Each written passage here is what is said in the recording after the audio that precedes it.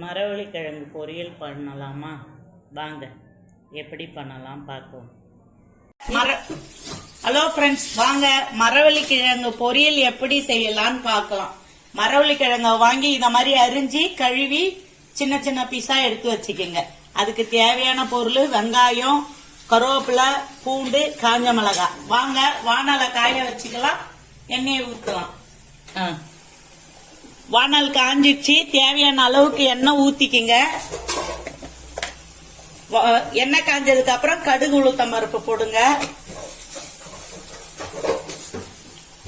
பொரியுது, காஞ்ச மிளகாய் சேர்த்துக்கங்க. உங்களுக்கு காரத்துக்கு ஏத்த மாதிரி சேர்த்துக்கங்க. அதுல கொஞ்சம் மிளகாத்தூளும் நம்ம போடுவோம். மஞ்சத்தூள் சேர்த்துக்கங்க.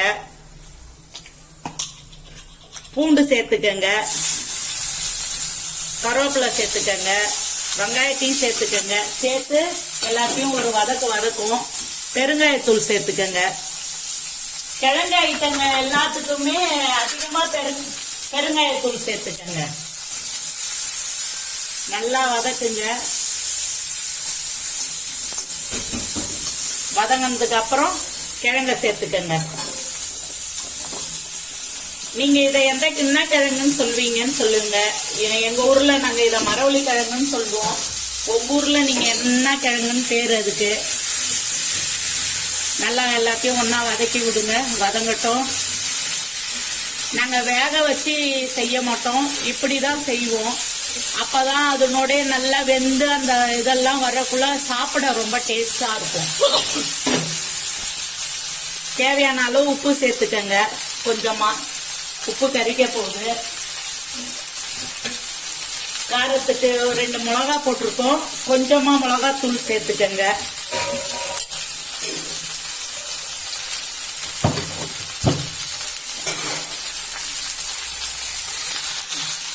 இது வேகறதுக்கு தண்ணி ஊத்திக்கங்க.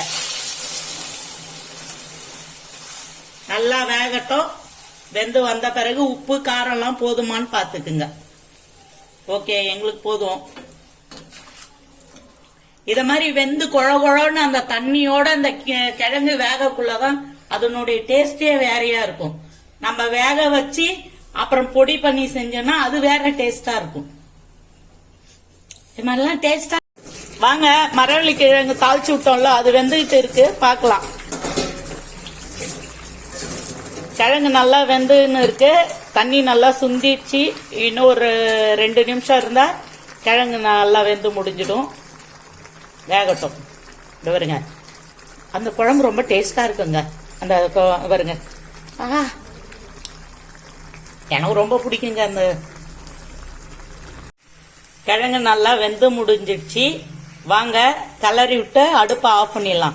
ரோஸ் மரவள்ளி கிழங்குன்னா தான் கிழங்கு நல்லா கரைஞ்சிக்குது பாருங்க. இதே அது என்ன இன்னொரு கிழங்கு சொல்லுவாங்க, அது என்ன கிழங்கு பேரு தெரியல எனக்கு. அந்த கிழங்குலாம் வாங்கினா வேகவே வேகாது. அது என்ன, இந்த கிழங்கு ரோஸ் மரவள்ளி மட்டும்தான் இந்த மாதிரி நல்லா குழன்னு வெந்து சாப்பிட நல்லா டேஸ்டா இருக்கும். அது ஜவ்வரிசி மரவள்ளி கிழங்குன்னு நினைக்கிறேன். அது அந்த அளவுக்கு இருக்காது. வாங்க, ரெடி ஆயிடுச்சு, சாப்பிடலாம். நெக்ஸ்ட் வீடியோவில் பார்க்கலாம்.